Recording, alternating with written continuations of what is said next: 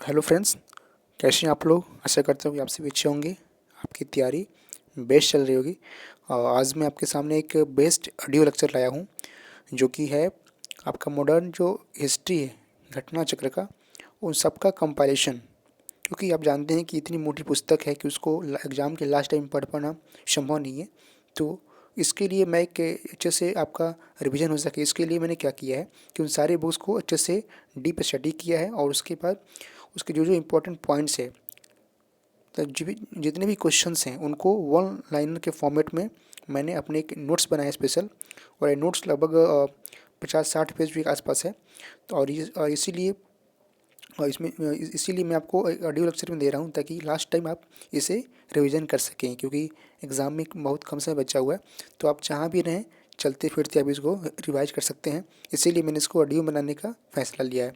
ठीक है, और ये आपके लिए बेस्ट साबित होने वाली है। इससे आपको क्वेश्चन जो है ना वो डायरेक्ट देखने को मिलेंगे, क्योंकि आप ही जानते हैं जितने भी टॉपर से पूछिएगा सबका यही ये रहता है कि हाँ, घटना चक्र पढ़ो, घटना चक्र पढ़ो।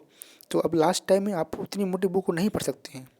और साथ में जो दूर दराज के बच्चे हैं, जो मेरे भाई हैं गांव के, वो लोग तो अ, इतनी मोटी बुक को प्रेफर भी नहीं कर सकते। तो सबके लिए मैं इस अपनी नोट्स जो मैंने बनाई है और डीप स्टडी करके इसमें सारे क्वेश्चन हैं जो भी क्वेश्चन दिए गए हैं। क्योंकि आपने देखा होगा कि घटना चक्र में बहुत सारे क्वेश्चन उसमें रिपीट किए गए हैं, तो उन सारे क्वेश्चन मैंने एक जगह कर दिया है, ताकि एक कंपाइल नोट्स बन जाए बेस्ट तरीके से।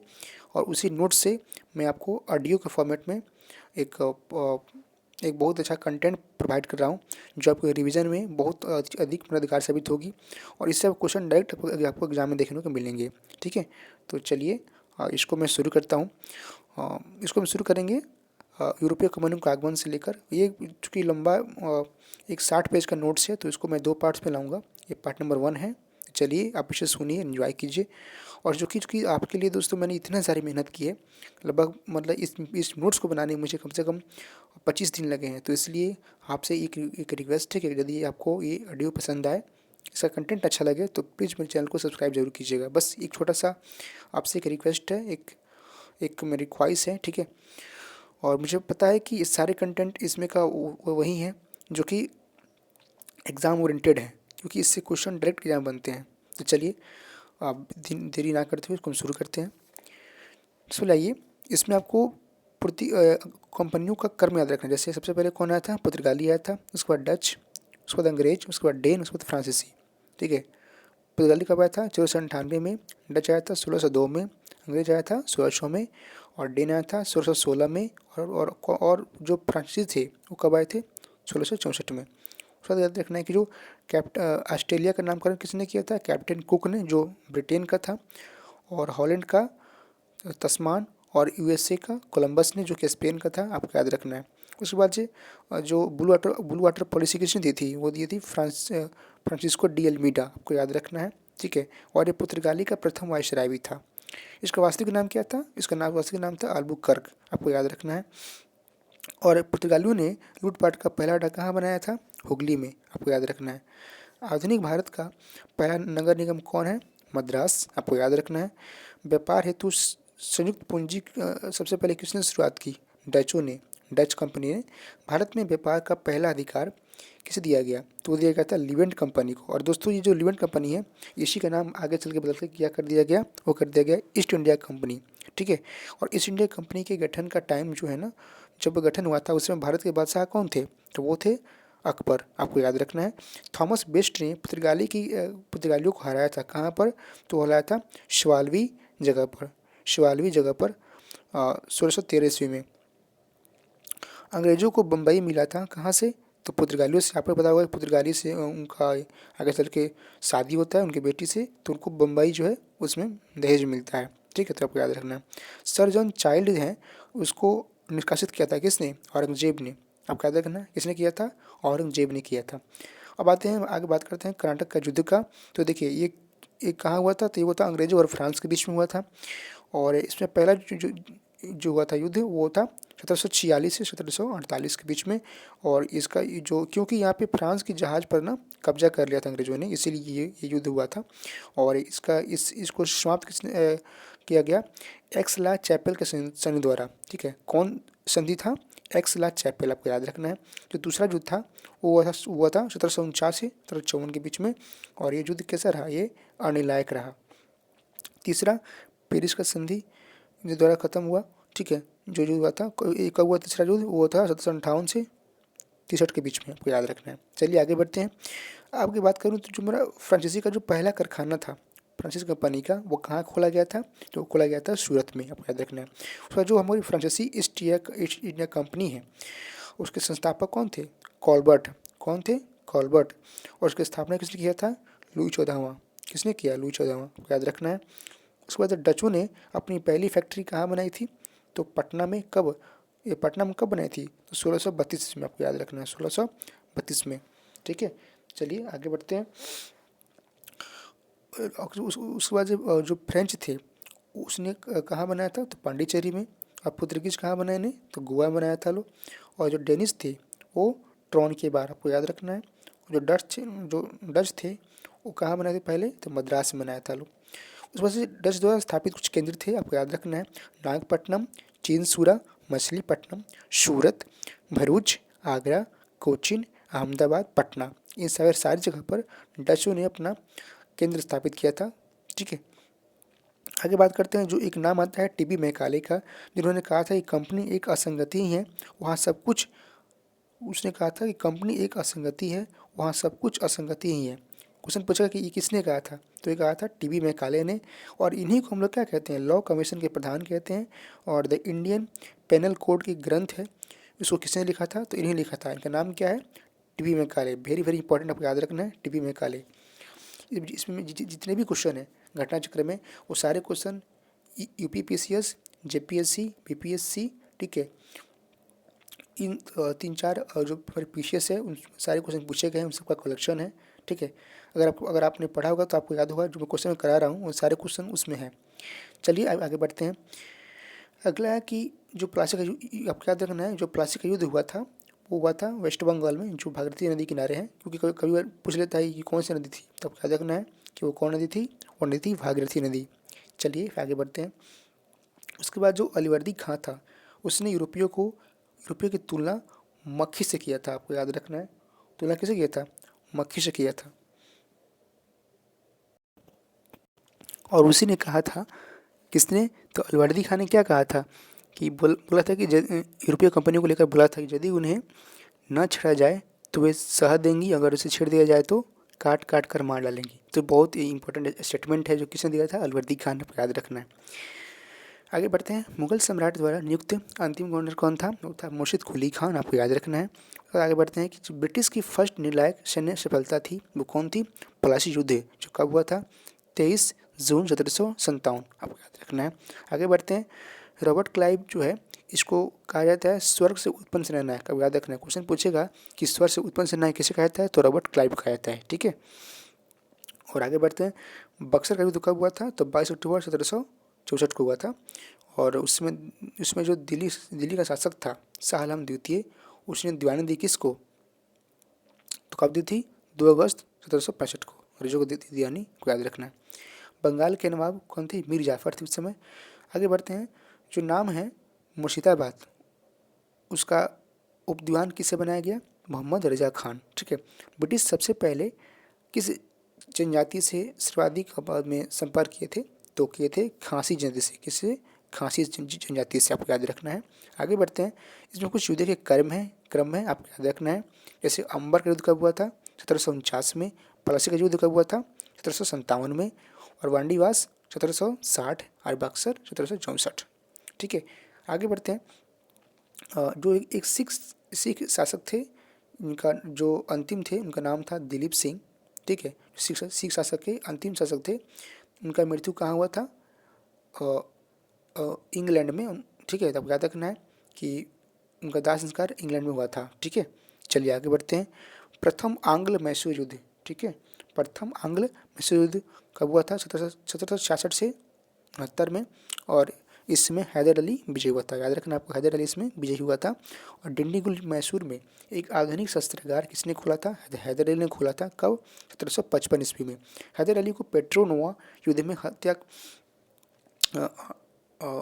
युद्ध में हराया था किसने, सर आयर कुट ने। किसने हराया था, सरायरकूट ने हराया था। विदेशों में आधुनिक पद्धति से दूतावास किसने खोला था? टीपू सुल्तान ने खोला था। टीपू सुल्तान में ब्रिटिश से ब्रिटिश सेना को हराया था। कब हराया था और कहाँ हराया था? तो पालीपुर में, आपको याद रखना है। टीपू सुल्तान अंग्रेजों के युद्ध में मारा गया। कब मारा गया? 1799 मारा गया। ठीक है, उस समय चतुर्थ आंग्ल मैसूर युद्ध हुआ था। ठीक है, इलाहाबाद की संधि कब हुई थी? 1765 में। और मंगलोर की संधि 1784 में। सालबाई की संधि 1782 में। ठीक है, और मद्रास संधि 1769 में। दोस्तों कभी कभी क्या होता है कि एग्जाम में आपका जो संधि है उसका एक बोलता है कि इसको ऑर्डर में इसको अरेंज कीजिए, तो इसलिए आपको याद रखना है कौन संधि कहाँ हुई थी। ठीक है, आगे बढ़ते हैं। बेगम समरू ने चर्च का निर्माण कराया था कहाँ पे? सरधना मेरठ में। अभी आपको मैंने बताया है, आपको याद रखना है फिर से। बक्सर युद्ध कब हुआ था? 22 अक्टूबर 1764 को हुआ था। ठीक है, और आपको याद रखना है। और रॉबर्ट क्लाइव का पुनः भारत आगमन कब हुआ था? 3 मई 1765 को हुआ था। और जो बनारसी विद्रोह हुआ था उसका नेतृत्व किसने किया था? किया था राजा चेत सिंह। किसने? राजा चेत सिंह ने किया था। एशियाटिक सोसाइटी की स्थापना टाइम में उसमें गवर्नर कौन था? तो लॉर्ड वारन हेस्टिंग्स, आपको याद रखना है। अच्छा, भारत में ब्रिटिश साम्राज्य का संस्थापक किसे मनाता है? रॉबर्ट क्लाइव को। ठीक है, वास्तविक इसको मनाता है। उसके बाद से बात करते हैं वारन हेस्टिंग्स की, तो इसने सुरक्षा प्रकोष्ठ नीति अपनाया था। ठीक है, जिसको हम रिंग फेंस नीति भी कहते हैं। और इसी के समय में द्वैत शासन की समाप्ति हुई थी, आपको याद रखना है। इसका कार्यकाल क्या था? 1773 से लेकर 1785 तक। ठीक है, आगे बढ़ते हैं। उसके बाद जो द्वैत शासन लागू हुआ था वो हुआ था रॉबर्ट क्लाइव के शासनकाल में, आपको याद रखना है। किस गवर्नर जर्नल पर महाभियोग चलाया गया था? आपको याद रखना है वारन हेस्टिंग्स के समय में। भारत में न्यायिक संगठन की स्थापना किस वायसराय के समय हुई थी? तो लॉर्ड कॉर्नवालिस। ठीक है, जिसे हम लोग सिविल सेवा का जनक भी कहते हैं। इसी ने अस्थायी बंदोबस्त लागू किया था। किस किसान दरोगा को कंपनी बहादुर की शान शौकत का स्थानीय प्रतिनिधि कौन था? तो लॉर्ड कॉर्नवालिस, आपको याद रखना।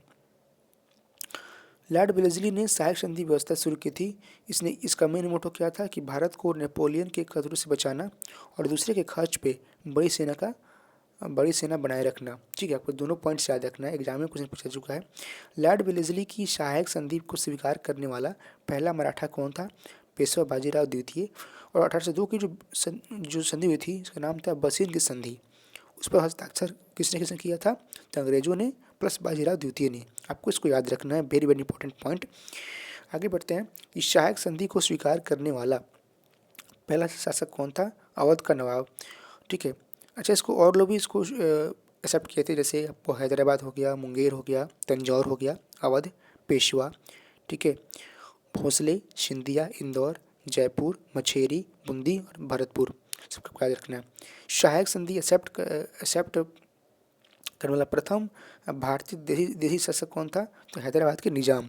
अच्छा, हैदराबाद जो मैसूर, इसमें याद रखना कि किसका विलय कब किया गया क्रम से? तो पहले हैदराबाद का, उसके बाद मैसूर का, उसके बाद अवध का, उसके बाद सिंधिया का, आपको याद रखना है। आगे बढ़ते हैं। ईस्ट इंडिया कंपनी के सहायक संधि का उद्देश्य क्या था? कि अंग्रेजों की प्रभुता को स्थापित करना इंडिया में। ठीक है, आपको याद रखना है। दोस्तों ये जो मेरा जो कंपाइलेशन है, ये समझिए कि एक तरह से खोआ है। ठीक है, मैंने इसमें बहुत सारी इसमें मेरा एफर्ट लगा है, तब जाके इस कंप्लीट नोट्स को मैं बना पाया हूँ। इतनी मोटी से स्पेक्ट्रम को मैं यहाँ तक, तो प्लीज़ दोस्त, अगर आपको कंटेंट अच्छा लगा तो वीडियो को लाइक जरूर कर दीजिएगा प्लीज़। आपसे एक छोटा सा रिक्वेस्ट है। ठीक है, चलिए आगे बढ़ते हैं। लॉर्ड वेलेस्ली ने ही नेपोलियन का डटकर मुकाबला किया था। और आंग्ल नेपाल युद्ध हुआ था, उसका समाप्त किससे हुआ? तो सुगौली की संधि से। कब हुआ था? 1815 में हुआ था। और उस समय वायसराय कौन था? लॉर्ड हेस्टिंग्स था, आपको याद रखना है। ठीक है, आगे बढ़ते हैं। जो चतुर्थ आंग्ल मैसूर हुआ था उसमें कौन था गवर्नर? तो लॉर्ड वेलेस्ली, आपको याद रखना है। आगे बात करते हैं। कुशासन के आधार पर किस गवर्नर जनरल ने मैसूर राज्य को प्रशासन में लिया था? किसने लिया था? लॉर्ड विलियम बेटिक ने।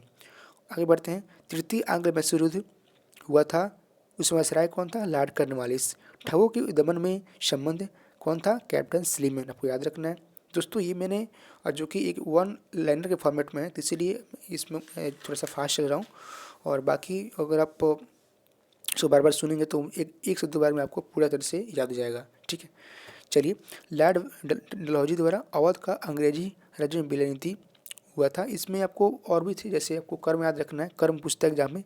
पहले सतारा, फिर जैतपुर, ठीक है, संबलपुर, बघात, उदयपुर, झांसी, नागपुर, करौती, ठीक है, और लास्ट में अवध। ठीक है, आपको याद रखना है।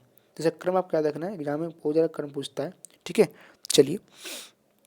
जैसे आपका था सतारा 1848, जयपुर संबलपुर 1849, बघात 1850, उदयपुर 1882, झांसी 1854 और नागपुर 1854 और करौली 1855।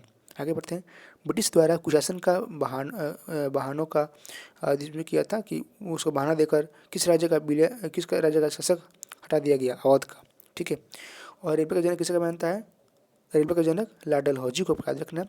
डलहौजी के विलय नीति का पहला शिकार कौन हुआ था? सतारा, आपको याद रखना है। ये क्वेश्चन वेरी इंपॉर्टेंट है। लॉर्ड डलहौजी का वास्तविक नाम क्या था? James Andrews Ramsay. ठीक है, इसको हम लोग अर्ल ऑफ डलहौजी भी कहते हैं, आपको याद रखना है। अंग्रेज द्वारा सिंध विजय संपन्न किया गया किसके समय? तो लॉर्ड एलन बैरो के समय में, 1843 में। आगे बढ़ते हैं। सिक्किम को भारत में विलय किया गया और लॉर्ड डलहौजी के समय। और आगे बढ़ते हैं। इसमें एक और इम्पोर्टेंट है, जैसे जब अवध ब्रिटिश साम्राज्य को विलय हुआ तो उसमें अवध का रेजिमेंट कौन था? तो वो था जेम्स आउट्रम। कौन था? जेम्स आउट्रम, आपको याद रखना है। और किस कंपनी ने सर्वप्रथम रेल यात्रा प्रारंभ की इंडिया में? तो कंपनी कौन थी? Great Indian peninsula railway. क्या नाम क्या था? Great Indian peninsula railway. British भारतीय ने क्षेत्र में का अंतिम प्रमुख विस्तार हुआ था डफरिन के समय। किस समय? डफरिन के समय, आपको याद रखना है। पब्लिक वर्क्स डिपार्टमेंट को 1845 से 1855 के दौरान स्वरूप देने वाले कौन थे? लॉर्ड डलहौजी। विधवा पुनर्विवाह अधिनियम किस पारित हुआ? लॉर्ड कैनी के समय में, आपको याद रखना है। और 1 नवंबर 1858 को महारानी विक्टोरिया को का घोषणा पत्र आता है, जिसको इलाहाबाद में पढ़कर सुनाया था किसने? लॉर्ड कैनी ने, आपको याद रखना है। लॉर्ड कैनी ने सुनाया था। ठीक है, महारानी विक्टोरिया ने जो उसमें ये कहा गया कि अपने पुत्र के स्थान पे दूसरे उत्तराधिकारी को गोद लेने का अधिकार दिया गया, इसी पत्र में था, आपके भी याद रखना है। और महारानी विक्टोरिया को भारत का सम्राज्ञी नियुक्त किया गया कब? 1877 में। कब किया गया? 1877 में किया गया। किस गवर्नर जनरल ने भारत में दास प्रथा की वहाँ हुआ था? तो हुआ था लॉर्ड एलन बैरो के समय में शुरू हुआ था। आंग्ल नेपाल युद्ध कब हुआ? सर जॉन सॉरेस में हुआ था, आपको याद रखना है। और जो चतुराईपूर्ण निष्क्रियता नीति है, जिसको कहते हैं कुशल आक्रमणिया की नीति, वो किसने दिया था? जॉन लॉरेंस ने, आपको याद रखना है। और पेशवाई को समाप्त किया गया 1818 में। राजपूताना की रियासतों के साथ ही 1817 से 1818 के अधीनस्थ संधि की गई। उसमें किसने उस वार्ता में शामिल हुआ था? चार्ल्स मेडकॉक ने, जिसे हम लोग प्रेस का दाता भी कहते हैं। लॉर्ड एलन बैरो जो सिंध का अंग्रेज राज्य विलय हुआ, ठीक है, उस समय कौन था? तो लॉर्ड एलन बैरो वायसराय था, याद रखना है। अच्छा, आगे बात करूँ तो जो किस वायसराय की हत्या अंडमान निकोबार द्वीप समूह में की गई जब वे भ्रमण पर थे? तब उसमें उसका दंडित अपराधी था जो उसकी हत्या कर दी गई, वो कौन था? Lord Mayo. और लॉर्ड मेयो के समय में ही भारत में प्रथम जनगणना हुई थी 1872 में, आपको याद रखना है। किस वायसराय की हत्या उसके कार्यकाल में हुई? तो कौन था? लॉर्ड मेयो था। अब अफगानिस्तान के प्रति एक जोश भरी अग्रप्रवाह नीति का अनुसरण करने वाला गवर्नर जनरल कौन था? लॉर्ड लिटन, 1876। कौन भारत का वायसराय सबसे दीर्घ काल तक रहा? तो लॉर्ड कर्जन ने रहा था, लगभग 7 वर्ष इसका शासन रहा था। कितना वर्ष? 7 वर्ष। कौन था? Lord Curzon. भारत में स्थानीय स्वायत्ती संस्थाएं 1882 ईस्वी में सशक्त हुई थी लॉर्ड रिपन के द्वारा, आपको याद रखना है। लॉर्ड रिपन जो है, इस हम लोग एल्बर्ट बिल विवाद इस समय हुआ था, ठीक है, आपको याद रखना है। तो अगर मैं बात करूँ तो यूरोपीय के समय मामलों को सुनवाई करने के लिए भारतीय न्यायाधीश पर लगी अयोग्यता हटाना इसका मेन उद्देश्य था। भारतीय पुरातत्व सर्वेक्षण की स्थापना कब हुई थी? लॉर्ड कर्जन के समय में, 1871 में। भारत में कर्जन की प्रशासन की तुलना औरंगजेब से किसने की थी? तो किसने की थी? गोपाल कृष्ण गोखले ने, आपको याद रखना है। चलिए नेक्स्ट बढ़ते हैं। और उसके बाद आपको याद रखना है कि किसने कहा था कि मुझे विश्वास है कि कांग्रेस अपने विनाश की तरफ जा रही है, लॉर्ड कर्जन ने कहा था। और जो पृथक निर्वाचक मंडल है वो आया था लॉर्ड मिंटो के शासनकाल में, ठीक है। और भारत का एकमात्र यहूदी वायसराय कौन था? लॉर्ड हेडिंग था। और जो चौरी चौरा कांड था और एक और था कौन? स्वराज पार्टी का गठन। ये दोनों घटना हुआ था लॉर्ड हेडिंग के समय, आपको याद रखना है। और कलकत्ता दिल्ली दरबार लगा था लॉर्ड हेडिंग के समय में, आपको याद रखना है। उसके बाद आपको याद रखना है कि सिक्किम विलय कब हुआ? 1817। पंजाब विलय 1849। झांसी विलय 1854। बर्मा विलय 1886। किस वायसराय के काल में जो है इंडिया को राय बहादुर खान बहादुर की उपाधि मिली? तो इसमें आपको ईस्वी याद रखना है, 1860 में, ठीक है। ब्रिटिश शासन द्वारा इंडिया में उद्योग का विकास नहीं हुआ। क्यों नहीं हुआ? क्योंकि धनी वर्ग द्वारा भू संपत्ति में निवेश करने का तरहीज दिया गया, ठीक है। आगे बढ़ते हैं। इस्तेमारी बंदोबस्त लागू हुआ किस समय में? लॉर्ड कॉर्नवालिस समय में, याद रखना है। बिहार में परमानेंट सेटलमेंट लागू किया गया, भू राजस्व का राजस्व निर्णय करना। और भारत में रवायतवाड़ी व्यवस्था से संबंधित कौन था? अलेक्जेंडर रीड और थॉमस मुनरो, आपको याद रखना है। आगे बढ़ते हैं। भू राजस्व की स्थायी बंदोबस्त रवायतवाड़ी जो प्रणाली थी वो क्रमशः बंगाल और मद्रास में शुरू हुई थी, आपको याद रखना है। आगे बढ़ते हैं। ब्रिटिश भारत में सैन्य बल पर केंद्रीय राजस्व का कितना खर्च किया जाता है? 40%, आपको याद रखना है। आगे बढ़ते हैं। जो निकाय का सिद्धांत है, निकाय का सिद्धांत या अपवाद सिद्धांत या आर्थिक दोहन का सिद्धांत, तीनों किसने दिया था? दादा भाई नौरोजी ने। किसने दिया था? दादा भाई नौरोजी ने दिया था। और इन्होंने कहा था कि भारत की कुल वार्षिक उत्पाद एक्सपोर्ट ब्रिटेन में जो होता था वो बिना किसी प्रतिफल के हो रहा है, इन्होंने कहा था। उनकी बुक भी है, जैसे इंग्लैंड डेब्ट to India, the wants and means of India, आपको याद रखना है। भारत के उपनिवेशवाद के आर्थिक आलोचक कौन थे? दादा भाई नौरोजी थे, ठीक है। तो ये भी थे। और एक जी सुब्रमण्यम थी और आरसी दत्त, तीन आदमी थे। कौन? दादा भाई नौरोजी, जी सुब्रमण्यम दत्त और आरसी दत्त, तीनों आदमी था। निम्न में से कौन ड्रेन थ्योरी पर विश्वास नहीं करता था? सर सैयद अहमद खान, आपको याद रखना है। और power and un British rule in India, इनकी पुस्तक है। इन्हीं पुस्तक इसका दादा भाई नौरोजी की पुस्तक है, आपको याद रखना है। ब्रिटिश हाउस कॉमन्स में चुने गए जो पहले इंडियन थे वो कौन थे? दादा भाई नौरोजी थे, ठीक है। भारत में बात करूँ तो जो ब्रिटिश आर्थिक नीति है उसने बोला था कि ये बहुत ज़रा घिनौनी है। किसने कहा था? वो कहा था कार्ल मार्क्स ने। तो कार्ल मार्क्स ने क्या कहा था कि भारत में ब्रिटिश की जो आर्थिक नीति है वो अत्यंत घिनौनी है, ठीक है, आपको याद रखना है। और दक्षिण भारत में सिंचाई व्यवस्था का अवरोध किसे कहता है? तो सर आर्थर कॉटन। किसे कहता है? सर आर्थर कॉटन को। आर्थिक तौर पे 19वीं शताब्दी में भारत पर अंग्रेजी शासन जो परिकल्पना है, ठीक है, वो भारत कृषि का वाणिज्यीकरण स्तर पर हुआ था। आगे बात करूं तो चर्बी वाले कारतूसों की एनफील्ड राइफल कब शुरू हुआ था? घटना दिसंबर 1856 में। भारत में प्रथम स्वतंत्रता संग्राम का मुख्य तत्कालीन कारण क्या था? अंग्रेजों को धर्म में हस्तक्षेप का डर था। अंग्रेजों का धर्म में हस्तक्षेप का डर था हमारे इंडियन को, तो ये सबसे मेन कारण था, आपको याद रखना है। उसके बाद से मंगल पांडे, वो कहाँ के थे? तो वो 34वीं बंगाल रेजिमेंट के 6वीं कंपनी के सिपाही थे, पुस्तक एग्जाम में। तो याद रखना है 34वीं बंगाल रेजिमेंट के 6वीं कंपनी सिपाही थे जो बैरकपुर शुरू किए थे, आपको इसको भी याद रखना है, ठीक है। तो ये कुछ इंपॉर्टेंट यहाँ पे मैं सारे क्वेश्चन जितने भी करा रहा हूँ सारे इंपॉर्टेंट है, बिकॉज आपसे इससे क्वेश्चन एग्जामिनेशन में डायरेक्टली बनते हैं, तो आपको इसको याद रखना है, ठीक है। क्वेश्चन से बनते हैं तो याद रखना भी आपका कर्तव्य बनता है। और जो क्वेश्चन बन रहे हैं सारे क्वेश्चन लगभग जितने क्वेश्चन हैं सभी चीज़ आपको वीडियो से मिलेंगे, आप देख लीजिएगा।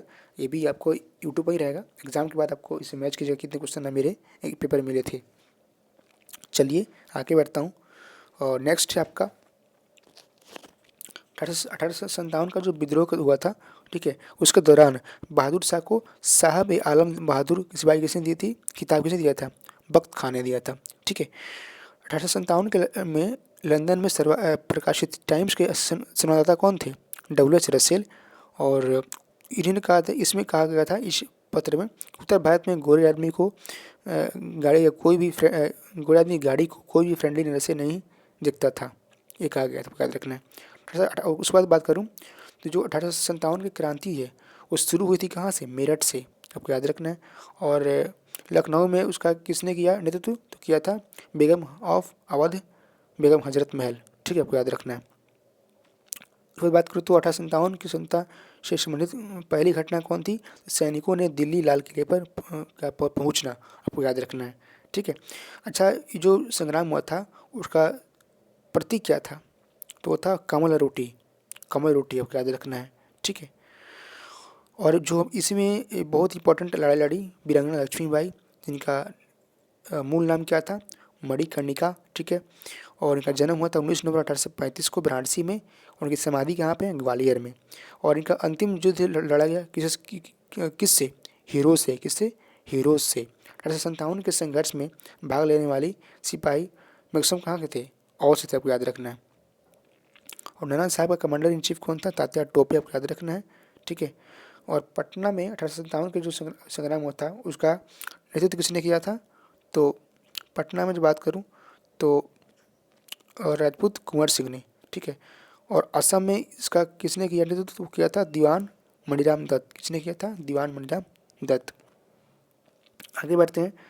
1857 के विद्रोह का बिहार में जो है जो इतना लंबा संघर्ष चला उसका मुख्य केंद्र कहाँ था, तो था जगदीशपुर, ठीक है, याद रखना है। आगे बढ़ते हैं। तो 1857 की क्रांति जो हुई थी उसमें कौन था गवर्नर, कौन था, उसमें था लॉर्ड कर्जन, लॉर्ड कर्जन नहीं सॉरी लॉर्ड कैनिंग था। कौन था दोस्तों, लॉर्ड कैनिंग था, आपको याद रखना है। 1857 क्रांति में जो बात करूं तो उस समय के विद्रोह को अंग्रेजों का सबसे कट्टर दुश्मन कौन था, तो उस था मौलवी अहमदुल्ला शाह। कौन था, मौलवी अहमदुल्ला शाह। चलिए आगे बढ़ते हैं। आगे बात करूं तो 1857 के विद्रोह को किस उर्दू कवि ने देखा था, मिर्जा गालिब, ठीक है, जो कि आगरा के थे। और 1857 के विद्रोह में भगत सिंह और उधम सिंह दोनों में किसी ने भाग नहीं लिया, आपको याद रखना है। क्योंकि कभी कभी क्या करता है ना, क्वेश्चन कन्फ्यूजन के लिए इन लोगों का नाम डाल देते हैं उसमें, आपको याद रखना है कि इन्होंने कोई भी पार्टिसिपेशन नहीं किया था, ना ही भगत सिंह थे और ना ही उधम सिंह थे, दोनों में कोई नहीं था। 1857 के स्वतंत्रता संग्राम में किस राजवंश ने अंग्रेजों की सर्वाधिक सहायता की थी, तो ग्वालियर का सिंधिया ने किया था। भारत में शिक्षित मध्य वर्ग ने कोई इसमें रुचि नहीं ली थी, आपको याद रखना है। और इसमें जो साहूकार और जमींदार दोनों में किसी ने भी इसमें भाग नहीं लिया था, आपको याद रखना है। और एक बिहार का एक जिला है मुंगेर जो कि इससे बिल्कुल ही अप्रभावित था, आपको याद रखना है। आगे बढ़ता हूँ। 1857 के विद्रोह के समय बैरकपुर में कौन ब्रिटिश कमांडर था, तो हैरिस से, आपको याद रखना है, ठीक है। 1857 में किसने इलाहाबाद को आपातकालीन घोषित किया था, लॉर्ड कैनिंग ने, आपको इसको याद रखना है, ठीक है। आगे बढ़ते हैं।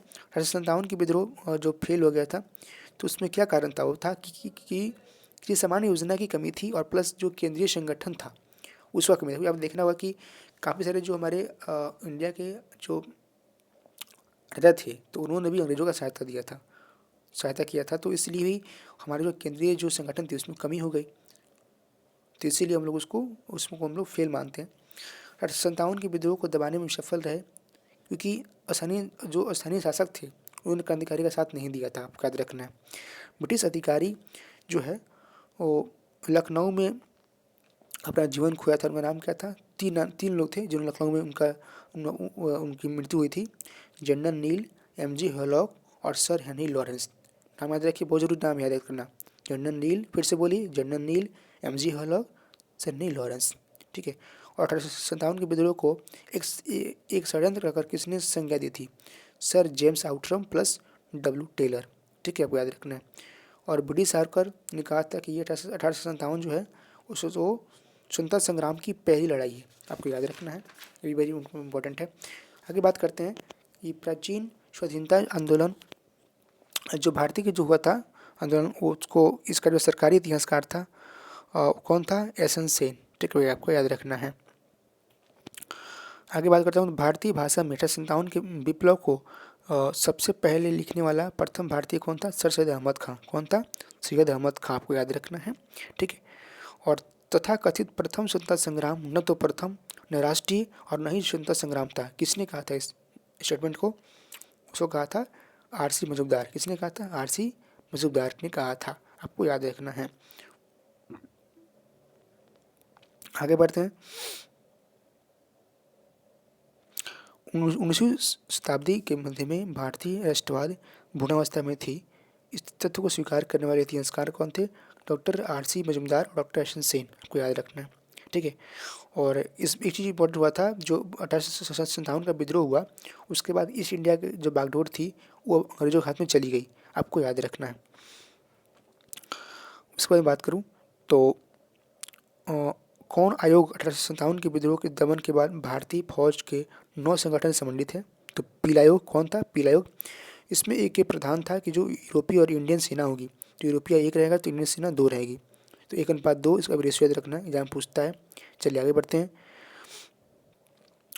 1857 विद्रोह के बाद कौन शुरू हुआ? तो शुरू हुआ था नील उपद्रव शुरू हुआ था। याद रखना है, ठीक है। चलिए, आनंद मठ उपन्यास की कथा सुधारित है किस पर? सन्यासी विद्रोह पर। आपको इसको याद रखना है, ठीक है। सन्यासी विद्रोह को याद रखना है। चलिए आगे बढ़ते हैं। भावी आंदोलन का मुख्य केंद्र कहाँ था? वो था पटना में। आपको याद रखना है। अब बात करते हैं कुका आंदोलन। तो इसका मेन कौन थे जिन्होंने शुरू किया था? गुरु राम सिंह। हुआ कहाँ था? पंजाब में हुआ था। उसके बाद बात करूँ तो हुआ था फराजी विद्रोह। उसका नेता कौन था? तो उसका नेता दादू मियाँ। आपको याद रखना है, ठीक है। आगे बढ़ता हूँ। अगला आपका कौन सा स्थान गडकरी विद्रोह का केंद्र था? तो कोल्हापुर। आपको याद रखना है, ठीक है। मानव बलि प्रथा को निषेध करने के लिए अंग्रेजों के विरुद्ध विद्रोह किसने किया था? खोंद जनजाति ने। किसने किया था? खोंद जनजाति ने किया था, जो तमिल के थे लोग। कुल विद्रोह कब हुआ था? 1831 से 32 में। और इसमें नेता कौन थे? बुद्ध भगत, जो सीहू में हुआ था। और आगे बात करूँ आपका बंगाल का सिपाही विद्रोह 1764 में हुआ था, ठीक है। आगे बात करता हूँ संथाल विद्रोह 1855 से 56 में। इसका किसने किया? नेतृत्व किसने किया था? सिद्धू कान्हू प्लस भैरव। आपको याद रखना। और एक और हुआ था विद्रोह छोटा नागपुर में, जिसको बोलते हैं होप विद्रोह। ये कब हुआ था? हुआ था 1820-21 में। आपको याद रखना है। और किस स्थान पे आदिवासियों ने अंग्रेज के खिलाफ विद्रोह शुरू किया था? बिहार में। आपको याद रखना है। और संथालों ने किस गवर्नर जनरल को, किस अंग्रेज कमांडर को हराया था? मेजर बारो को। आपको याद रखना है। भील विद्रोह कहाँ हुआ था? महाराष्ट्र और मध्य प्रदेश में हुआ था। रंपा विद्रोह कहाँ हुआ था? आंध्र प्रदेश में, ठीक है। और लसोड़िया आंदोलन कहाँ हुआ था? तो ये भी भील का ही था, तो ये महाराष्ट्र मध्य प्रदेश में हुआ था। और उलगुरान विद्रोह कहाँ हुआ था? उलगुरान विद्रोह बिरसा मुंडा ने शुरू किया था, बिहार में। आगे बात करूँ तो जो एक आदिवासी वर्ड है उसको किसने दिया था? उसको दिया था आपको याद रखना है, किसने दिया था? ये वेरी इंपॉर्टेंट क्वेश्चन है। ठक्कर पापा। ये दिया था ठक्कर पापा ने इसको दिया था, ठीक है। चलिए आगे बढ़ते हैं। इसके बाद बात करूँ तो बिरसा मुंडा जो एक बेहद इंपॉर्टेंट नेता थे मुंडा विद्रोह का, उनको सोते हुए कब पकड़ा गया? तो उनको पकड़ा गया सोते हुए कब? 3 मार्च 1900 को। और बाद में उनकी 9 जून 1900 को उनकी जेल में मृत्यु हो जाती है। आपको याद रखना है। उसके बाद जो हौज विद्रोह था जो 1820-21 में हुआ था, उसका केंद्र कहाँ था? संथाल परगना, बिहार, ठीक है। वो याद रखना है। उसके बाद कुछ विद्रोह हैं जिसको एग्जाम पूछा जाता है, जैसे संथाल विद्रोह 1855, सिपाही विद्रोह 1857। आपको याद रखना है। बंगाल नील विद्रोह 1859 से 60। आपको याद रखना है। आगे बात करता हूँ तो जो आपका ये ताना भगत आंदोलन था, कब हुआ था? 1914 में, ठीक है। जतरा उरांव हुआ था। आगे बात करता हूँ जो आपको याद रखना है, महात्मा गांधी के विचारों से प्रभावित होने वाला प्रथम आदिवासी नेता कौन था? उसका नाम है जोड़ा नांग। ये कहाँ का था? मणिपुर का। क्या नाम था? जोड़ा नांग। आपको याद रखना है। आगे बढ़ता हूँ तो देखिए, कौन नेता भारत में मजदूर आंदोलन से संगठित किया? NM लोंगखड़े, ठीक है। और इनके नाम पे हमारे इंडिया में 2005 में एक डाक टिकट भी जारी किया गया था। आपको याद रखना है, ठीक है। आगे बढ़ता हूँ। एशियाटिक सोसाइटी ऑफ बंगाल की स्थापना कौन थी, किसने किया था? सर विलियम जोन्स ने किया था। किसने? सर विलियम जोन्स ने किया था। आपको याद रखना है, ठीक है। आगे बढ़ते हैं। किसने पेरिस में रॉयल सोसाइटी की मेंबरशिप ली थी? तो माइकल मधुसूदन दत्त। किसने? माइकल मधुसूदन दत्त। आपको याद रखना है। अच्छा, किस अंग्रेज ने सर्वप्रथम भगवद गीता का अंग्रेजी में अनुवाद किया था? चार्ल्स विल्किंस ने। किसने? चार्ल्स विल्किंस ने। और प्रथम बार कालिदास की जो एक नाम है, उसका नाम है अभिज्ञान शकुंतलम, जिनका जो लिखा गया है, उसका जो अनुवाद है, ट्रांसलेशन है, वो अंग्रेजी में किसने किया था? तो किया था सर विलियम जोन्स ने किया था। ठीक है, आगे बढ़ते हैं। ब्रिटिश सरकार के किस अधिनियम के में सबसे पहले भारत में शिक्षा के लिए 1 लाख रुपये दिए गए थे? तो वो था चार्टर अधिनियम 1813, आपको याद रखना है। आगे बात करता हूँ तो चार्ल्स वुड जो आदेश था वो किससे संबंधित था? शिक्षा से, आपको याद रखना है। हंटर कमीशन की रिपोर्ट जो आई थी उसमें आपको विशेष जोर दिया गया था इस पे, प्राथमिक शिक्षा पे दिया गया था, आपको याद रखना है। ठीक है, और प्रथम भारतीय शिक्षा आयोग की नियुक्ति कितने जो बात करूँ तो कितने समय में हुई थी? 1882 में हुई थी, लॉर्ड रिपन के समय, आपको याद रखना है। ठीक है, जो हमारा सेडलर है वो था, वो किसे किसे था रिलेटेड? तो वो था शिक्षा नीति से रिलेटेड था, आपको याद रखना है। शिक्षा नियुक्ति आपको याद रखना है। 1902 में जो लॉर्ड कर्जन ने 2 भारतीय को शामिल कर एक विश्वविद्यालय गठित किया था, इसको कौन कौन थे? सैयद हुसैन बिलग्रामी और न्यायमूर्ति गुरुदास बनर्जी, दोनों का नाम आपको याद रखना है। और लॉर्ड मेघालय की जो जो जो पद्धति थी वो किससे रिलेटेड थी? तो वो थी अंग्रेजी शिक्षा से, आपको याद रखना है। ठीक है, एक बात करते हैं। The theory of downward filtration, जिसे बोलते हैं अधोमुखी निस्यंदन सिद्धांत, ये संबंधित है किससे? शिक्षा से, आपको याद रखना है। ठीक है, और इसको किसने दिया था? इसको दिया था लॉर्ड मेकाले ने। ठीक है, आपको याद रखना है। और भारत में आधुनिक शिक्षा की नींव पड़ी 1835 के मेकाले के स्मरण पत्र द्वारा, आपको इसको भी याद रखना है। चलिए आगे बढ़ते हैं। किसके प्रयास से मुंबई में प्रथम महिला विश्वविद्यालय की स्थापना किया था? Doctor DK. कर्वे, 1916 में की थी, और इन्होंने विधवा विवाह पर प्रतिबंध लगाया था, आपको याद रखना है। आगे बात करता हूँ। डेक्कन एजुकेशनल सोसाइटी का स्थापना किसने किया था? बाल गंगाधर तिलक ने किया था। ठीक है, और आगे बात करता हूँ तो देखिए, निम्न कॉलेजों में सर्वप्रथम किस स्थापना किस कल में हुई थी?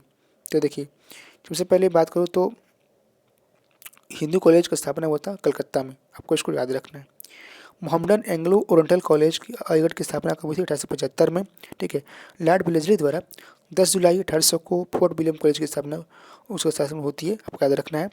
और ये मैं बात करूँ तो इनमें में से किसने भारतीय विश्वविद्यालयों में धार्मिक शिक्षा के लिए प्रबल रूप से वकालत की थी? उनका नाम क्या था? मदन मोहन मालवीय। क्या नाम था? मदन मोहन मालवीय। बनारस हिंदू विश्वविद्यालय का शिलान्यास किसने किया था? Lord Hardinge. दोस्तों बहुत बार क्वेश्चन में होता है कन्फ्यूजन, बहुत लोग मदन मोहन मालवीय मारते हैं, लेकिन नहीं, आंसर होगा लॉर्ड हार्डिंग, की शिलान्यास वहीं किया था। और ये सर्वप्रथम केंद्रीय विश्वविद्यालय था, जिसको आज हम लोग BHU के नाम से जानते हैं, BHU, आपको याद रखना है। भारत में प्रिंटिंग प्रेस किनकी देन है? पुर्तगालियों की। ठीक है, 1550 में। और भारत का पहला समाचार पत्र कौन था? बंगाल गजट, इसको शुरू किया था जेम्स हिकी ने, आपको याद रखना है। सर्वप्रथम प्रेस सेंसरशिप कब लागू हुआ था? लॉर्ड वेलेस्ली के समय। ठीक है, और ये भारतीय प्रेस समाप्त हुआ था, आपको याद रखना है, लॉर्ड रिपन के समय, इन्होंने इसको रद्द कर दिया था। ठीक है, आगे बढ़ते हैं। हिंदू पेट्रियार्ट की स्थापना किसने किया था? गिरीश चंद्र घोष ने। और ये पहला था समाचार पत्र जो कि इंग्लिश में छपा था। ठीक है, तो क्वेश्चन पूछता है कि भारत का पहला इंग्लिश समाचार पत्र कौन था? तो वो था हिंदू पेट्रियार्ट। इसकी स्थापना किसने की थी? तो गिरीश चंद्र घोष ने की थी, आपको याद रखना है। पत्रकार के कर्तव्य का निर्वहन करते हुए जेल जाने वाला पहला भारतीय कौन था? बाल गंगाधर तिलक। कौन था? बाल गंगाधर तिलक। अमेरिका में फ्री हिंदुस्तान अखबार किसने शुरू किया था? तारकनाथ दास। किसने शुरू किया था? तारकनाथ दास, आपको याद रखना है। और फारसी साप्ताहिक अखबार जिसका नाम है मिरातुल, इसको किसने किया प्रकाशित? इसे किया था राजा राममोहन राय ने किया था, आपको याद रखना है। 1880 के दशक में इंडियन मिरर अखबार प्रकाशन हुआ, कहाँ से? कलकत्ता से, आपको याद रखना है। और इसकी स्थापना किसने की थी? तो इसको शुरू किए थे 2 आदमी मिलके, कौन कौन? देवेंद्रनाथ टैगोर प्लस मनमोहन घोष, आपको याद रखना है। अमृत बाजार पत्रिका की स्थापना किसने की थी? शिशिर कुमार घोष ने। किसने? शिशिर कुमार घोष ने। शिशिर कुमार घोष, आपको नाम याद रखना है। आगे बढ़ते हैं। जो हमारे लोकमान्य बाल गंगाधर तिलक थे, उनके समाचार पत्र थे, उनका नाम था केसरी और मराठा, ये 2 थे। और दोनों पत्र जो थे ना वो स्वतंत्रता संग्राम की शिवाश भावना से प्रेरित थे, आपको याद रखना है। और क्रांतिकारी गतिविधियों से संबंधित कुछ पत्रिकाएं का नाम को याद रखना है, जैसे आपका बंगवासी काल, ठीक है, केसरी, संध्या, युगांतर, गद्दर, काल। लेकिन इसमें याद रखना, इसमें यंग इंडिया नहीं था, यंग इंडिया इसे नहीं जोड़ा था, यंग इंडिया का कुछ अलग मैटर था, आपको याद रखना है। अच्छा, साप्ताहिक जो सोम प्रकाश समाचार पत्र था, उसको किसने किया था शुरू? तो किसने किया था? ईश्वरचंद्र विद्यासागर। किसने किया था? ईश्वरचंद्र विद्यासागर ने उसको शुरू किया था। ठीक है, और आगे बढ़ते हैं। इसमें एक और आपको याद रखना है कि जो उग्रवादी नीति का आलोचक कौन थे? लीडर थे। ये जो ये क्या था? लीडर एक समाचार पत्र था जो कि उग्रवादी नीतियों के प्रचारक था। आगे बढ़ते हैं।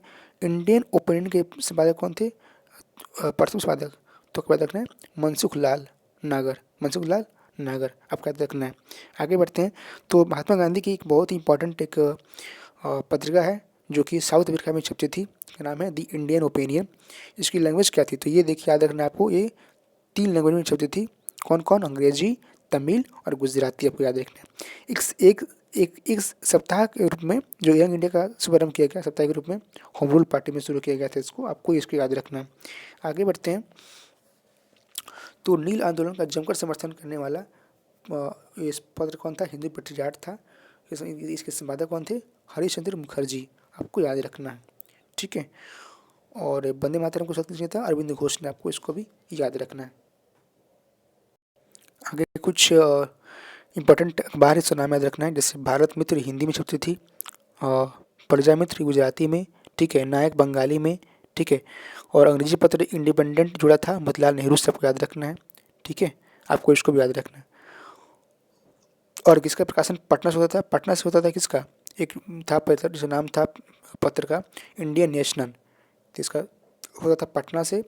और जो किसने शुरू किया था? तो 2 वहाँ थे, दरभंगा के एक राजा थे, नाम था कामेश्वर सिंह, उसने शुरू किया था, आपको याद रखना है। ठीक है, आगे बढ़ते हैं। द नेशनल हेराल्ड, ठीक है, द नेशनल हेराल्ड और कौमी आवाज, ये 2 पेपर थे, किसने शुरू किया था? जवाहरलाल नेहरू ने, आपको याद रखना है। और द लीडर मदन मोहन मालवीय ने, आपको इसको याद रखना है। ठीक है, और जो हरिजन था उसको किसने शुरू किया था? शुरू किया थी गांधी जी ने, आपको याद रखना है। ठीक है, और मराठी पक्षिक बहिष्कृत भारत आरंभ शुरू किया था, किसने किया था? तो इसको शुरू किया था डॉक्टर भीमराव अम्बेडकर ने शुरू किया था, आपको याद रखना है। ठीक है, और एक जनरल जो अबुल कलाम आज़ाद द्वारा किया गया था, उसका नाम क्या था? अल हिलाल, आपको इसको भी याद रखना है। चलिए आगे बढ़ते हैं। जो एक न्यू इंडिया थी, न्यू इंडिया का संपादक कौन थे? एनी बेसेंट, आपको याद रखना है। और इनका एक और था जिसका नाम है एनी बेसेंट का कॉमनवेल, आपको याद रखना है। कॉमनवेल और न्यू इंडिया दोनों के संपादक कौन थे? एनी बेसेंट, आपको याद रखना है। और यंग इंडिया गांधी जी, ठीक है, इंडिपेंडेंट जवाहरलाल नेहरू, रास्ता गुप्तार नारायण नरोजी, केसरी बंगाल बाल गंगाधर तिलक, ठीक है, सुधारक गोपाल कृष्ण गोखले और कॉमरेड मोहम्मद अली, ये सब न्यूज पेपर है जिसके संपादक का नाम एग्जाम अक्सर पूछता है, आपको याद रखना है। ठीक है, आगे बात करते हैं। तो किस वर्ग ने को सर्वप्रथम पश्चिमी सभ्यता ने प्रभावित किया? तो हमारे जो शिक्षित हिंदू मध्यम वर्ग थे उनको किया था, आपको इसको भी याद रखना है। और भारतीय जागृति का जन्म किसे कहता है? राजा राममोहन राय को किया जाता है। ठीक है, और मैं बात करूँ तो भारतीय राष्ट्रवाद का पैगंबर किसे कहता है? तो भी कहता है किसको? राजा राममोहन राय को। और प्रथम आधुनिक पुरुष भारत का किसे कहता है? वो भी कहता है राजा राममोहन राय को। इनके बाद में 3-4 चीज़ इंपॉर्टेंट है, आपको याद रखना है। भारतीय जागृति का जनक, भारतीय राष्ट्रवाद का जनक, प्रथम भारत का पुरुष, युगदूत, ठीक है, ये सब कहता है किसको? राजा राममोहन राय को कहता है। और इनके प्रथम समाधि का नाम था आत्मीय शिवा को, इसको भी याद रखना है। ठीक है, और इनकी समाधि कहाँ पे है? तो ब्रिस्टल इंग्लैंड में, आपको इसको भी याद रखना है। चलिए आगे बढ़ते हैं। और ब्रह्मवाद का जो सिद्धांत है उसमें इक्केश्वरवाद की बात की गई है, और ये मूर्ति पूजा का विरोध करता है, आपको इसको भी याद रखना है। ठीक है, और किसने हमारी पाश्चात्य शिक्षा है उसका विरोध नहीं किया था? तो राजा राममोहन राय ने नहीं किया था, आपका याद रखना है। चलिए आगे बढ़ते हैं। 9 हिंदूवाद के प्रतिनिधि कौन थे? स्वामी विवेकानंद, आपको इसको भी याद रखना है। और जो रामकृष्ण परमहंस थे उनकी पत्नी का नाम क्या था? शारदा मणि, जिसको हम लोग शारदा देवी कहते हैं, आपको याद रखना है।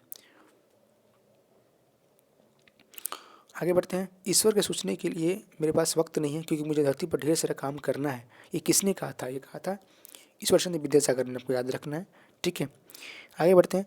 आर्य समाज का गठन किसने किया था? 1875 में, आपको याद रखना है। दयानंद सरस्वती ने किया था। और इनकी एक और रचना है श्वेतार्थ प्रकाश, ठीक है। और भारत का मार्टिन लूथर इन्हें कहता है, भारत का मार्टिन लूथर इन्हें कहता है, किसको? दयानंद सरस्वती को, और वेदों की पुनरुत्थान इन्होंने किया था, आपको याद रखना है। ठीक है, और इन्हीं को शुद्धि आंदोलन का समर्थक भी किया जाता है। ठीक है, आपको इसको भी याद रखना है। और ये किसने सर्वप्रथम स्वराज शब्द का प्रयोग किया था और हिंदी को राष्ट्रभाषा माना? स्वामी दयानंद ने किया था, आपको याद रखना है। और महाराष्ट्र में प्रार्थना समाज का संस्थापक कौन था? आत्माराम पांडुरंग। और संचालक कौन था? M G Ranaute. आपको दोनों याद रखना है। ठीक है, चलिए आगे बढ़ते हैं। आगे बढ़ते हैं, देखिए, वह बंगाली नेता जिसने सामाजिक धार्मिक सुधारों का विरोध तथा रूढ़िवादिता का समर्थन किया था, वो कौन था? राधाकांत देव। आपको याद रखना है।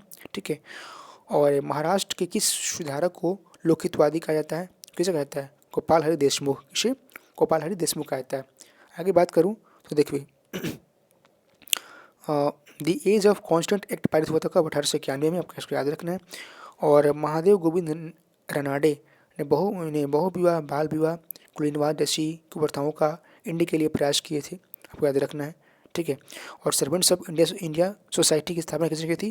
गोपाल कृष्ण गोखले ने 1905 में। ठीक है, और जो हमारी सेवा समिति थी वो किसने शुरू की थी? सेवा समिति हृदयनाथ कुंजरू। आपको याद रखना है। ठीक है, और पश्चिम भारत में इनका नाम आता है किनका? डी.के. कर्वे का नाम, जो स्त्री शिक्षा, विधवा पुनर्विवाह में बहुत अच्छा काम किया था। इनका नाम क्या था? डी.के. कर्वे। आपको याद रखना है। ठीक है, आगे बढ़ते हैं। तो 1843 के एक्ट 5 में किस बात को गैर कर दिया गया? तो गुलामी को। ठीक है, और किसने 1872 में नेटिव मैरिज एक्ट को पारित करने में महत्वपूर्ण भूमिका निभाई थी? तो किसका नाम क्या था? केशव चंद्र सेन ने। आपको इसको भी याद रखना है। चलिए आगे बढ़ते हैं। उसके बाद एक नाम आता है शारदा एक्ट। वो था संबंधित किससे? बाल विवाह प्रतिबंध संबंधित था। ठीक है, और इसमें यह किया गया कि जो लड़की है उसका एज होना चाहिए कितना वर्ष? 14 वर्ष। और लड़का का एज होना चाहिए 18 वर्ष। आपको इसको याद रखना। तो ये कहा कि मतलब इतना से कम का तो शादी नहीं कर सकते हैं। ठीक है, भारत में थियोसोफिकल सोसाइटी का स्थापना किसने की थी? तो किसने किया था? आपको याद रखना है। एनी बेसेंट का हुआ था। और बाकी इसमें और भी लोग थे, जैसे में H.B. ब्लास्की थे, कर्नल अलकॉट थे, और विलियम क्वान जज थे। ठीक है, आगे बात करते हैं। तो देखिए, जो हमारा आर्य समाज था वो स्थापना कहाँ हुई थी? बम्बई में की गई थी। आपको याद रखना है। ठीक है, और प्रार्थना समाज का M.G. रनौटे ने किया था। किसकी प्रेरणा से? केशव चंद्र की प्रेरणा से। ठीक है, और जूरी अधिनियम का घोर विरोध किया था किसने? राजा राम मोहन ने किया था। आपको याद रखना है। किसने किया था? राजा राम मोहन राय ने किया था।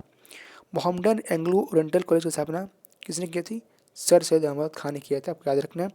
और पूना सार्वजनिक सभा का 1870 में किसने किया था? M.G. रनौटे ने किया था। आपको याद रखना है। उसके बाद सर्वेंट्स ऑफ इंडिया सोसाइटी की स्थापना गोपाल कृष्ण गोखले ने किया था। ठीक है, और किसके द्वारा मंदिरों में प्रवेश के अधिकार की मांग की प्रस्तुति कारण 1899 में तिरुनेलवेली में भयंकर दंगे हुए? तो नंडारा द्वारा। किसके द्वारा? नंडारा द्वारा। दोस्तों, ये वीडियो थोड़ा लंबी ना हो जाए इसीलिए मैं इसको यहीं पे इस सीरीज़ को मैं स्टॉप कर रहा हूँ, क्योंकि इसका सेकंड पार्ट में जब मैं लाऊंगा तो उसमें पूरी कंप्लीट हो जाएगी। ये लगभग 50 मिनट का वीडियो हो चुका है, तो इसको यहीं पे स्टॉप करते हैं। इसमें मैंने लगभग आधा जो मेरा नोट्स है उसका आधा मैंने पाठ करा दिया है, जो कि आधा बेस्ट कंपाइलेशन है पूरी घटना चक्र को, जो कि मैंने काफ़ी डीप स्टडी करके मैं सारे पॉइंट्स को इसमें एक बेस्ट कलेक्शन मैंने किया है। वो आशा करता हूँ कि आपको ये इस वीडियो का पूरा तरह से एंजॉय करेंगे। आप इसको ऑडियो फॉर्मेट में है, चूँकि तो आप जहाँ भी रहें कोई काम भी करें उसको आपका ईयरफोन आप यूज करके आप इसको सुन के लर्न कर सकते हैं। सबसे बेस्ट तरीका क्या है कि आप अपने जगह बैठे हुए हैं तो इसको कान में लगाएं, ईयरफोन कान में लगाएं और इस ऑडियो को पूरे ध्यान से सुने। बस मुझे लगता है कि 1 से 2 बार सुनने पे और मैक्सिमम 3 बार आप सुन लेते हैं एग्ज़ाम से पहले, तो आपकी चीज़ें दिमाग में अच्छे तरीके से सेट हो जाएंगी। और जब आप पेपर आएगा आप खुद देखेंगे कि कितने सारे क्वेश्चन आपको डायरेक्टली देखने को मिलते हैं, क्योंकि बीपीएससी का एक अच्छा सा एक रूल्स है, आप सबको पता होगा, क्योंकि जो भी क्वेश्चन आता है ना वो डायरेक्ट या इनडायरेक्ट कहाँ से उठाती है? घटना चक्र से उठाती है। तो मैंने घटना चक्र का एक बेस्ट कंपाइलेशन इसमें तैयार किया था नोट्स के फॉर्मेट में, जिसमें मैंने आपको दिया। ठीक है, अगर आपको मेरी मेहनत, अगर आपके लिए मेरी इतनी मेहनत कर सकता हूँ, आपके लिए छोटा सा मेरा काम करना है, मेरे लिए बस छोटा सा, कि चैनल को सब्सक्राइब कर दीजिए और साथ में इस वीडियो को लाइक कर दीजिए, ताकि हमें भी मोटिवेशन मिले और मैं इसी तरह से और भी मेहनत करके, क्योंकि इतनी सी मोटी बुक को मैं आपको 50 पेज में उसको समेट दिया हूँ। सारे क्वेश्चन है इसमें, टोटल क्वेश्चन है, जब भी कुछ जितना क्वेश्चन वहाँ मिलेगा क्वेश्चन आपको यहाँ मिलेगा। आप चाहें तो घटना चक्र बुक से मिला सकते हैं, ठीक है। तो इसीलिए इतने सारे मैं तो मैं आपके लिए कर रहा हूँ, तो आपके लिए छोटा सा, मेरे लिए छोटा सा एक आपसे एक रिक्वेस्ट रहेगा, इस वीडियो को लाइक करें और साथ में इसको चैनल को सब्सक्राइब जरूर करें। तो चलिए धन्यवाद, मिलते हैं अगले वीडियो में। तो पढ़ते रहिए, एंजॉय करते रहिए। थैंक्स।